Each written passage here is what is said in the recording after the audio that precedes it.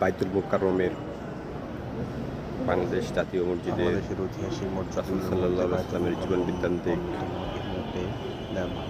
বাংলাদেশের ঐতিহাসিক উত্তর বাংলা মসজিদ হারবাজার জেলায় স্থাপিত 15 শতাব্দীর কলকাতা মসজিদ বাংলা বাজার ঝিনাইদহ স্থাপিত 15 শতাব্দীর পুরানো বাংলাদেশের মসজিদগুলোকে তুলে ধরেছে। 60 গম্বুজ মসজিদ বাগেরহাট, এটা ঐতিহাসিক মসজিদ, বিভিন্ন ঐতিহাসিক স্থাপনায় এর নাম উঠেছে, এটা এসেছে বারবার। নয়া গম্বুজ মসজিদ বাগেরহাট স্থাপিত 15 শতাব্দী।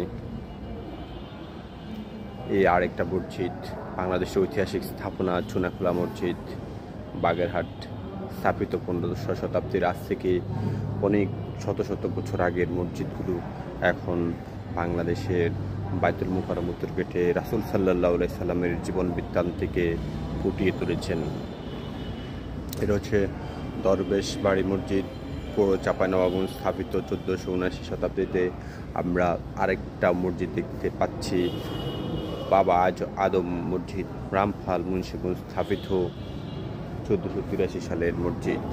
এই আরেকটি মসজিদ ছোট সোনা মসজিদ, এটা চাঁপাইনবাবগঞ্জে স্থাপিত 1400 কিংবা 1500 মতান্তরে প্রতিষ্ঠিত।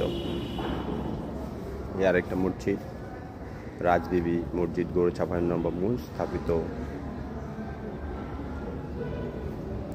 দিকে আরও মসজিদ আছে অনেকগুলো।